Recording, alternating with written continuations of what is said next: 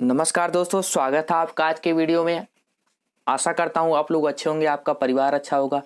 आज से हम लोग सीटेट ईवीएस का 100 महत्वपूर्ण प्रश्नों की श्रृंखला शुरू कर रहे हैं, जो कि परीक्षा की दृष्टि से बहुत ही महत्वपूर्ण है।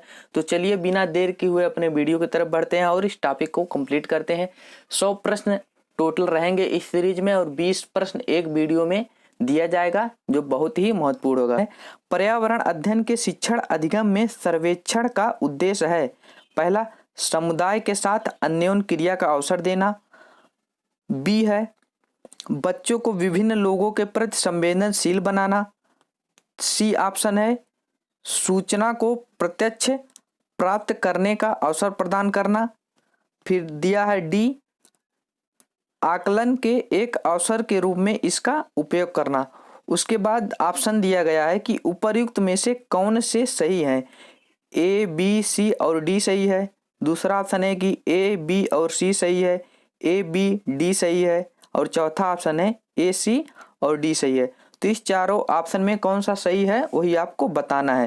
तो इसमें जो सही होगा वह होगा पहला, क्योंकि इसमें आप लोग ऑप्शन देख लीजिए फिर से जो दिया गया है। गतिविधियां समुदाय के अन्योन्य क्रिया का अवसर देता है समुदाय के साथ। ईबीएस एनसीएफ कहता है कि बच्चों को समुदाय के साथ क्रिया का अवसर देना चाहिए। लोगों के प्रति संवेदनशील होना चाहिए। सूचनाओं को प्रत्यक्ष प्राप्त करने का अवसर देना चाहिए ताकि वह अपने आप से करके सीख सकें। आकलन के एक अवसर के रूप में इसका उपयोग करना चाहिए। तो इसमें चारों आप सही है, तो पहला हमारा सही माना जाएगा। ओके, आगे बढ़ते हैं हम लोग। अगला प्रश्न उसको देखिए। प्रश्न संख्या 63 से 65 निम्नलिखित अवतरण आधारित है। क्या दिया गया इसको देखिए। शिक्षक द्वारा प्रदर्शित एक कटोरे में पानी उबालने और उसका वाष्पीकरण हो जाने के प्रयोग को देखने के बाद 7-8 वर्ष के बच्चों के द्वारा दिए गए उत्तर इस प्रकार हैं। कैसे उत्तर दिए हैं वो लोग, इसको देखिए। पानी गुम हो गया है, कटोरे ने पानी सोख लिया है, और क्या कहे हैं कि आग ने पानी पी लिया है, और क्या कहें कि भगवान ने पानी पी लिया है। तो प्रश्न बनता है इससे 63 नंबर। ए उत्तर बच्चों और उनके विचारों के बारे में क्या बताते हैं। तो ऑप्शन जो पहला है उसको देखिए। बच्चों के उत्तर तर्क संगत नहीं है, बच्चों की सोच गलत है। तीसरा क्या है, बच्चे अच्छा अवलोकन नहीं कर पाते हैं। तो चौथा क्या है, वाष्पीकरण के बारे में बच्चों के विकल्पी विचार हैं। तो हमारा जो चौथा ऑप्शन है यही सही है, वाष्पीकरण के बारे में बच्चों के विकल्पी विचार हैं। यही हमारा ऑप्शन सही होगा, क्योंकि वह अलग अलग तरीके से बता रहे हैं कि पानी किस तरह वाष्पित हो गया है। कोई कह रहा है पानी गुम हो गया है, कोई कह रहा है कटोरे ने पानी पी लिया, आग ने पानी पी लिया, भगवान ने पानी पी लिया। तो वो कुल मिला के वह वाष्पीकरण के ही बारे में बता रहे हैं, लेकिन वह अच्छी तरह से डिफाइन नहीं कर पा रहे हैं और उनके विकल्पी विचार हैं। आगे बढ़ते हैं हम लोग। अगला प्रश्न देखिए। शिक्षक को इन उत्तरों का सामना किस प्रकार करना चाहिए। पहला ऑप्शन है, जल चक्र का एक मानक चार्ट प्रदर्शित करें। आगे क्या है, वाष्पीकरण की परिभाषा दें और बच्चों को उसे याद करने के लिए कहें। और अगला ऑप्शन क्या है उसको देखिए। उनके विचारों तक पुनः पहुंचने के लिए चर्चा प्रारंभ करें। और चौथा ऑप्शन है, बच्चों को बता दें कि वे गलत है। तो जो इसमें हमारा ऑप्शन जो सही होगा वह होगा कि पहला, जल चक्र का एक मानक चार्ट प्रदर्शित करके ही वाष्पीकरण के बारे में अच्छे से समझा सकते हैं शिक्षक। आगे बढ़ते हैं हम लोग। अगला देखिए प्रश्न। वाष्पीकरण विषय पर बच्चों की विविध सोच का आकलन करने के लिए निम्नलिखित में से कौन सा प्रश्न एक नमूना साबित हो सकता है। वाष्पीकरण के बारे में पूछा इसमें। क्या होता यदि जल चक्र होता ही नहीं। दूसरा ऑप्शन है, जल चक्र के क्रम के सोपानों की सूची बनाइए। अगला क्या है, जल चक्र का आरेख बनाइए और उसे नामित कीजिए। जल चक्र के 5 लाभ लिखिए। एक बार प्रश्न फिर से इसका देख लीजिए। वाष्पीकरण विषय पर बच्चों की विविध सोच का आकलन के लिए निम्नलिखित में से कौन सा प्रश्न एक नमूना हो सकता है। तो जो हमारा इसमें सही ऑप्शन होगा नमूने के तरह पर, क्या होता यदि जल चक्र नहीं होता। और इसको डिफाइन हम कर दे रहे हैं, उसको समझ लीजिए। वाष्पीकरण विषय पर बच्चों को विविध सोच आकलन के लिए बच्चों से प्रश्न किया जाए कि क्या यदि जल चक्र नहीं होता तो इससे बच्चे में पूर्व शिक्षक द्वारा बनाए गए जल चक्र चार्ट में विविध प्रकार के उत्तर देंगे। तो इसीलिए हमारा ऑप्शन सही होगा। आगे बढ़ते हैं हम लोग। अगला जो प्रश्न है उसको देखिए। निम्नलिखित में से कौन से राज्य जम्मू और कश्मीर के पड़ोसी राज्य हैं? ऑप्शन है हिमाचल प्रदेश और पंजाब, हिमाचल प्रदेश और उत्तर प्रदेश, उत्तराखंड और राजस्थान, और अगला ऑप्शन क्या है उसको देखिए, हिमाचल प्रदेश और उत्तराखंड। तो इसमें जो हमारा ऑप्शन सही है वह है पहला, हिमाचल प्रदेश और पंजाब जम्मू और कश्मीर के पड़ोसी राज्य हैं। नेक्स्ट क्वेश्चन है, प्रत्येक स्थान के नाम के साथ उस क्षेत्र में बनाए जाने वाले सामान्य घरों के सही विवरण का मिलान करना है कि वहां पर कैसे घर बनाए जाते हैं। तो देखिए मनाली में कैसे घर बनते हैं, मनाली का पहले देख लेते हैं। मनाली में पत्थर या लकड़ी से बने ढालू वाले घर होते हैं, और राजस्थान में मिट्टी के घर जिनकी छतें कटीली झाड़ियों से छाई होती हैं, और असम में कैसे घर बनाए जाते हैं, असम में बांस के खंभों पर घर बनते हैं। फिर लद्दाख में कैसे घर बनते हैं उसको देख लीजिए। लद्दाख का जो हो गया वह है पत्थर के बने घर जिनके फर्श और छतें लकड़ी की होती हैं। तो ये लद्दाख का हो गया। और ये तीसरा ऑप्शन किसी से नहीं मिला है, हाउस बोट वाला, और बाकी हम आप लोगों को बता दिए हैं। तो हम लोगों को जिसमें इसमें जो ऑप्शन सही होगा वह होगा, देखिए ए से दूसरा वाला मिला है। ओके, फिर राजस्थान से कौन सा मिला है, मिट्टी का, यानी कि ए का दूसरा, बी का चौथा। तो इसमें देखिए किस ऑप्शन में है, ए का दूसरा और बी का चौथा। तो यानी कि हमारा इसमें दूसरा ऑप्शन सही होगा। इसको एक बार और चेक करने के लिए आप सी का देख लीजिए कि पहला मिल रहा है कि नहीं। सी का असम है, असम को देखिए वहाँ पर सही है, बांस के खंभों पर घर बनते हैं। फिर अगला क्या होता है, डी वाला, उसको भी एक बार देख लीजिए। लद्दाख में कैसे घर बनते हैं, लद्दाख में घर बनते हैं पत्थर के बने घर जिनके फर्श और छतें लकड़ी की बनी होती हैं। ओके, आगे बढ़ते हैं हम लोग अगले प्रश्न की तरफ। तो इसमें हमारा जो सही उत्तर होगा वह होगा दूसरा। अगले प्रश्न की तरफ चलते हैं हम लोग। पशुओं की त्वचा पर विविध पैटर्न डिजाइन किसके कारण होता है?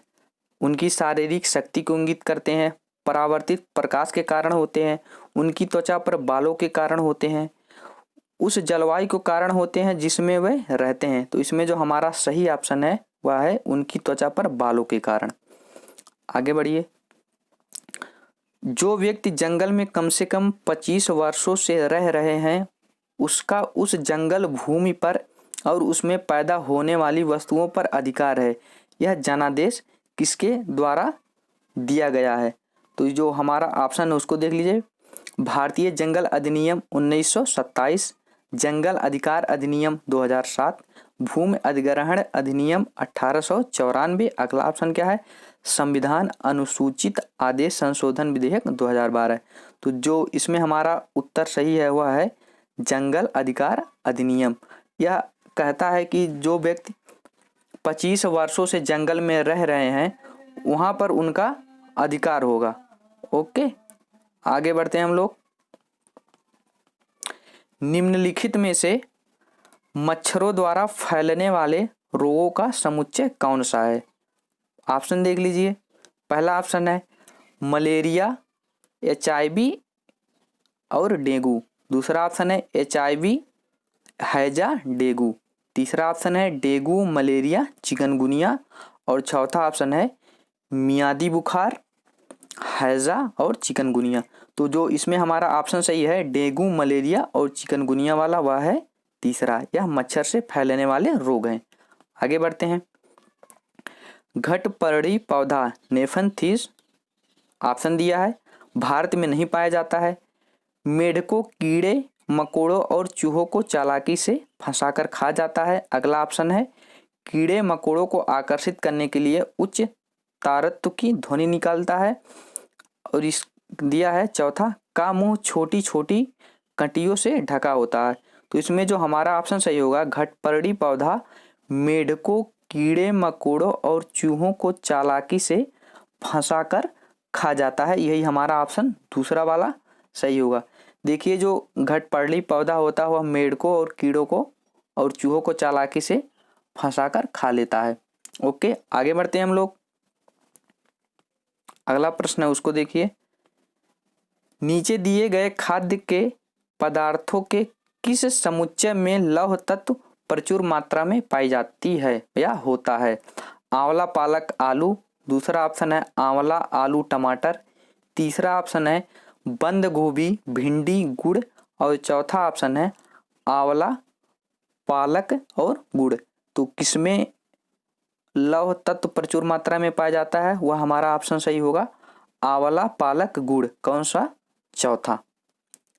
आगे बढ़ते हैं हम लोग। अगला प्रश्न देखिए, हमारे देश के लगभग सभी भागों में मिर्च का उपयोग भोजन पकाने में किया जाता है। हमारे देश में मिर्च को लाने वाले व्यवसायी आए थे। जो मिर्च लाए थे वो व्यवसायी कहाँ के थे, वही पूछ रहा है इसमें। तो वह कहाँ के थे? दक्षिण अमेरिका के। ऑप्शन दिया गया अफगानिस्तान, ऑस्ट्रेलिया, उज्बेकिस्तान, दक्षिण अमेरिका। तो ऑप्शन जो सही होगा वह होगा पहला, दक्षिण अमेरिका से। आगे बढ़ते हैं हम लोग। अगला प्रश्न देखिए, निम्नलिखित में से कौन सा पक्षी कैक्टस पौधे के कांटों के बीच अपना घोंसला बनाता है? ऑप्शन है बया, कलचिड़ी, फाख्ता और अगला ऑप्शन है शकरखोरा। जो कांटों के बीच बनाते हैं घोंसले वो कौन से पक्षी हैं? वो है फाख्ता। तीसरा ऑप्शन सही होगा। आगे चलते हैं हम लोग। अगला प्रश्न है, किसी पशु के विषय में नीचे दिए गए विवरण को पढ़िए और उस पशु को पहचानिए। यह भालू जैसा दिखता है परंतु भालू नहीं है, यानी कि भालू जैसा दिखेगा लेकिन भालू नहीं है। यह दिन के लगभग 17 घंटे वृक्षों की शाखाओं से उल्टे लटक कर सोता है। यह जिस वृक्ष पर रहता है उसकी पत्तियां खाता है। यह लगभग 40 वर्षों तक जीवित रहता है। ऑप्शन है चिंपैंजी, पैंडा, स्लॉथ और लंगूर। तो जो हमारा सही ऑप्शन होगा वह है स्लॉथ। यह भालू जैसा दिखता है, यही हमारा ऑप्शन सही होगा। अगले प्रश्न की तरफ चलते हैं हम लोग। अगला प्रश्न है, इधर देखिए, नीचे दिए गए जीवों के समूह में किनकी दृष्टि श्रेष्ठ होती है तथा वे मनुष्यों की तुलना में 4 गुनी अधिक दूरी की वस्तुओं को देख सकते हैं? तो ऑप्शन जो दिया है उसको देख लीजिए। ऑप्शन है सांप, रेशम छिपकली, रेशम कीट है छिपकली, और दूसरा ऑप्शन है चील, गरुड़, गिद्ध, तीसरा ऑप्शन है मधुमक्खी, मच्छर, तितली, चौथा है बाघ, तेंदुआ और सांड। तो 4 गुनी ज्यादा होती है मनुष्य की तुलना में, तो वह ऑप्शन कौन सा है? दूसरा, चील, गरुड़ और गिद्ध। ओके, आगे बढ़ते हैं हम लोग। अगले प्रश्न की तरफ चलिए। नीचे दिए गए खेती करने की विवरण को पढ़िए और इस ढंग की पहचान कीजिए। एक फसल को काटने के पश्चात खेत को कुछ वर्षों के लिए खाली छोड़ दिया जाता है, उसमें कुछ भी नहीं उगाया जाता है। इस भूमि में बांस या अन्य खरपतवार जो भी कुछ उगाते हैं उन्हें उखाड़ा नहीं जाता है, काटकर जला दिया जाता है। यह राख भूमि को उर्वर बनाती है। जब यह भूमि खेती के लिए तैयार हो जाती है तब उसे हल्का सा खोदा जाता है। भूमि को जोता नहीं जाता, उस पर बीज छिड़क दिए जाते हैं। तो यह किस प्रकार की खेती है वही पूछा है।